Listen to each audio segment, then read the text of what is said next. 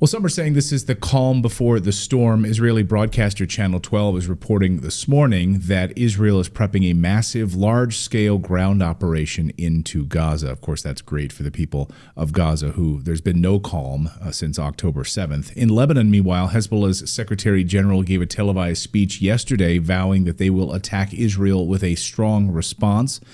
The world, of course, is waiting right now for what Iran's next move will be. American aircraft carriers in the region, Marine Expeditionary Forces in the region, and back home, a new poll out this morning shows that overnight, a majority of Americans are against using American forces to defend Israel.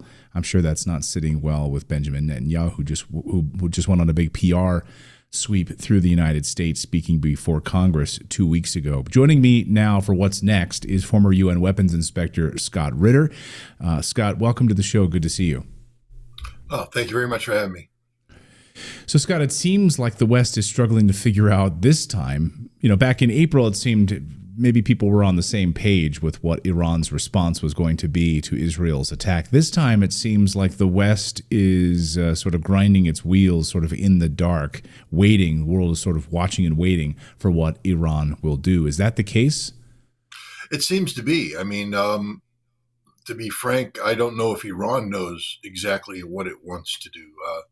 This is a big step. This is, the next action that's taken could be a life and death action for nation states. This is an existential issue that's being weighed here, and I think that both Iran and Hezbollah are, deciding whether or not now is the time they want to go all in, because that's pretty much what they've promised. They've both, Hezbollah and Iran, have said that they have red lines that cannot be crossed. Israel crossed these red lines, not flagrantly, not with a massive bombardment of Beirut that killed thousands of civilians, but a targeted assassination, which is humiliating for both Hezbollah and Iran, to attack in Beirut, to attack in Tehran.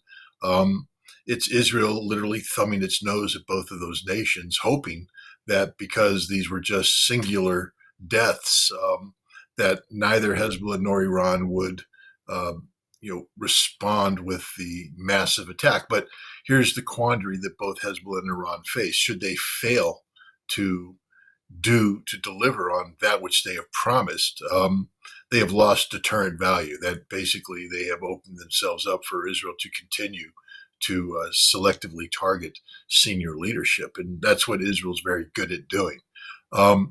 And so I think that both Hezbollah and Iran are weighing their options. It seems that one of the things that Iran considered was what happens after they attack if Israel launches a counterattack. Can Iran defeat that, defend against it? And Iran hit Russia, its new military and regional ally, with a shopping list. And it seems that Russia has answered, delivering plane load after plane load of equipment to Iran. Equipment which, by the way, Iran doesn't have any experience using, which means that when it's deployed in Iran and made operational, you will have Russian technicians, Russian soldiers manning this equipment, which complicates any Israeli counterattack. But it seems to me that both Iran and Hezbollah are getting themselves in a position to where they could launch this major response if required. But once you do that, you lose control of the narrative. And now if Israel decides to respond decisively, if Iran's attack, for instance, kills a number of civilians in Israel or targets Israeli civilian sites, Israel has promised a retaliation against Iran's nuclear infrastructure. And we know that sites are deep underground and would require nuclear penetration bombs to destroy them, which means that we are opening up the possibility, indeed the probability, that Israel will use nuclear weapons. And that's a complete game changer right there. Once you uncork that genie, there's no telling which way this goes. So there's a lot of people who are frustrated that Iran hasn't attacked. And what I'm trying to say is this is a very big decision, one that has life and death issues of nations at stake. Iran, if it attacks Israel, must be prepared to defeat Israel strategically, understanding that should it fail to do so, Israel will seek to defeat the Islamic Republic strategically.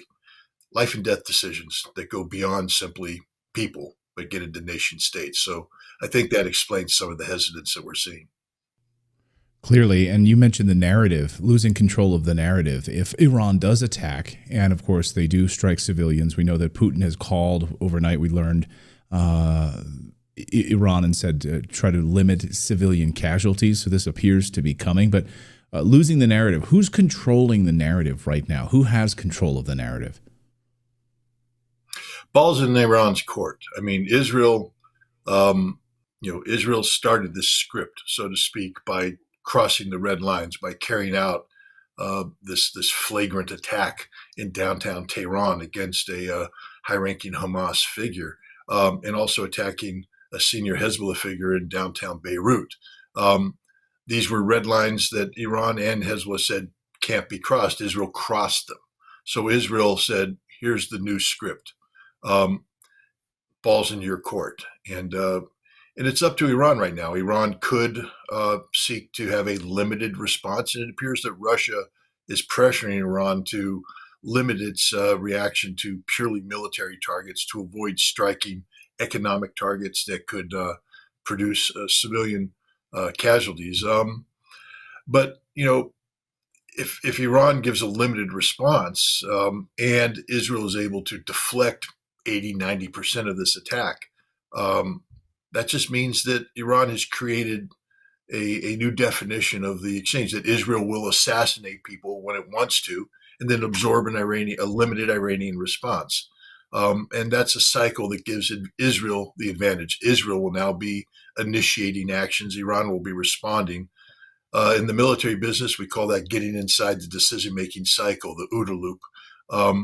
And the team that's acting, compelling the other side to react, almost always wins. And right now, we have a situation where Israel is acting, and they're compelling Iran to react. Iran needs to change that equation and have Israel guessing about what Iran's response will be, as opposed to the other way around.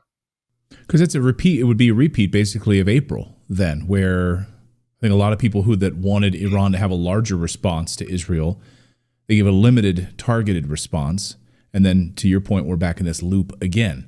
Israel's able to assassinate their leaders, and then Iran gives a targeted, small-scale response, and then we just keep repeating that process. How long is that sustainable, and will the Iranian people stand for that? It's sustainable in perpetuity if that's the decision the Iranian government makes. Israel's playing a very high-stake game of poker. They have gone all in with a very limited hand of cards, and I guess they're wanting Iran to fold. And there is a case to be made for Iran to fold. Is now the time? Let's put it this way. This is another thing that people need to factor in. Israel's losing this war. Across the board, Israel's losing in Gaza. Israel can't defeat Hezbollah. Israel has no solution to the Houthi. Israel has no solution to Iran or the militias in Syria and Iraq. Israel's economy is tanking. Their military is exhausted. Politically, Benjamin Netanyahu is in a very difficult position. He had to go to the United States and wrap himself in the American flag, and that wasn't necessarily the success story that the media has portrayed it as. So from an Iranian perspective, keeping this status quo is to their advantage, because Israel is, in the long term, losing. The cause of the Palestinian people is emerging. The world is rallying around the concept of a Palestinian state. So why do you want to upset that apple cart, which you would if you massively attack Israel, because now you change the entire narrative? And that's to Benjamin Netanyahu's benefit, because then he becomes the existential war leader, the man who is leading Israel in a literal life and death struggle. And that's what Netanyahu wants. What Netanyahu doesn't want is to be the leader suffering a death by 1,000 cuts, which is what is happening to Israel today. So there's a number of reasons why Iran may opt out of the decisive the decisive confrontation. But one of the main arguments that says they have to do something big is the fact that, what's next then? Does Israel assassinate the Iranian president? Do they assassinate the supreme leader? Do they assassinate the head of the Revolutionary Guard Corps?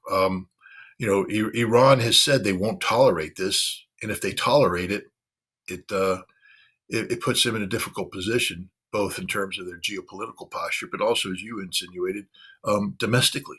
The Iranian people are expecting something, a response, and given the kind of social media manipulation that's going on in Iran, where the Iranian government is putting out hints of a big attack, if they fail to deliver, this won't be a good look. So I think we are going to see a very big response. It may be, modified a bit to avoid, for instance, taking out Haifa, which I would assume would have been one of their top priorities, to take out the last big port to inflict fatal economic harm on Israel. But to do that, you would potentially engender a number of civilian casualties that could promote this Israeli response that Russia is saying we don't want. Because again, as I said, if you're going to take out Iran's nuclear infrastructure, it's going to require the use of low-yield, bunker-busting nuclear weapons. And nobody wants that to happen. When we talk about World War III, you have Russia there pulling the strings inside of Iran, delivering weapons. You have the United States, of course, aircraft carriers, Marine Expeditionary Forces, and others on the ready to go to the region. Can you read this as anything other than the potential for World War III? And what would the United States response be if these missiles start flying? Will the United States be launching missiles into Tehran? Well, the United States has, from my understanding, made it clear to Israel that the United States is there for the defense of Israel. That's why all these ships are there. These ships, the same ships that provide a ballistic missile shield against an aircraft carrier as part of the carrier battle group, can be integrated into a ground-based missile defense system. And so when you look at the deployment of these cruisers and destroyers, you see that they are off the Israeli coast, which means that the Aegis radars and the missiles on board are linked into a ballistic missile architecture that includes Israel's radars, Israel's missile defense, our own ground-based missiles that are there, our overhead anti-missile architecture linked to supercomputers in the United States. We're providing a shield in the Red Sea to guard against any attack from the Houthi or Iran from that direction. So our ships are configured in a defensive configuration. They're not configured in an offensive configuration. Also, take a look at the deployment of General Kurilla, the commander of Central Command. He's in Israel. That means that his priority, the priority of Central Command, the command responsible for this region, is the defense of Israel. If the United States was posturing for a potential offensive strike against Iran, Kurilla would either be back in Tampa at the main headquarters of Central Command or forward deployed into the Central Command regional headquarters at Al Udeid Air Base in Qatar. He's not. He's in Israel. And that's a signal to the Israelis that this is what we're about. We're going to defend you, but we will not, under any circumstances, participate in offensive military operations against Iran. And hopefully that signal is being received by the Israelis, meaning that you really need to absorb whatever Iran is getting ready to dish out and then call it a day, that you crossed the line. We don't support what you did. We're not going to abandon you, but we're not going to be with you if this thing escalates. Can we stop it? Last time in April, I think a lot of the reporting from the Western media was, look at this, the Iron Dome stopped everything that Iran threw at it. And that wasn't the truth at all, as we reported here on the show, that there were older missiles, there were slower missiles that managed to get knocked down by the Iron Dome. But a lot of the new hypersonic missiles hit their target, flew right by, and they couldn't stop it. They couldn't do anything to stop it. What do you think Iran would throw at Israel this time, if it does? Older missiles, things that the Iron Dome would knock down, decoys, and then these new hypersonic missiles that would hit their target, and there's nothing that the United States and Israel could even do about it? I think Operation True Promise, which was the Iranian response in April, was a highly telegraphed operation that came in waves. That basically said, "Hey, here's wave one coming your way," and they sent it in, and wave one absorbed a great level of the potential, defensive potential, aircraft firing their anti-air missiles, Iron Dome, knocking things down. And in doing so, they're revealing, all capabilities. The Iranians are just sitting there collecting intelligence on all of this. Then came the cruise missiles, again, telegraphed. And then came the older ballistic missiles, telegraphed. And basically, they're letting the defense adjust to each wave. And the defense is giving away its capabilities as they do it. And then in the end, they hit them with some advanced systems, not the hypersonics, but systems with separating warheads, maneuvering warheads, decoys that got through, hit their targets to send a signal. Iran won't do that this time, I believe. I believe that if Iran is to respond, they will flood the zone so that everything hits Israel at once. And the entire system will be overwhelmed. There are too many targets, too diverse of targets. The radars will not be able to differentiate. The systems will get overwhelmed, target overload. And not only will the hypersonic missiles get through and the advanced missiles, but a good deal of the other systems are going to get through. Israel can't handle. This is equivalent to what the Soviet Union was going to do to American carrier battle groups back in the 1980s. Basically have their bombers come out and flood the skies with cruise missiles and do a saturation attack that the battle group couldn't shoot them down and the carrier would be sunk. Israel is now the aircraft carrier. Iran is going to flood it with weapons. Hezbollah will flood it with weapons. And the vast majority of these weapons will probably get through and hit the targets that they're aimed at, which will be devastating for Israel. Devastating. Well, this is the calm before the storm, and everyone in the West is trying to figure out what exactly Iran is going to do right now. I think you bring up a great point about Iran controlling the narrative, and do they want to give up that narrative right now? What a conundrum they are facing today. Scott Ritter, great to see you as always. Thank you for your analysis. Really, really interesting. Thanks, Scott. Thanks for having me.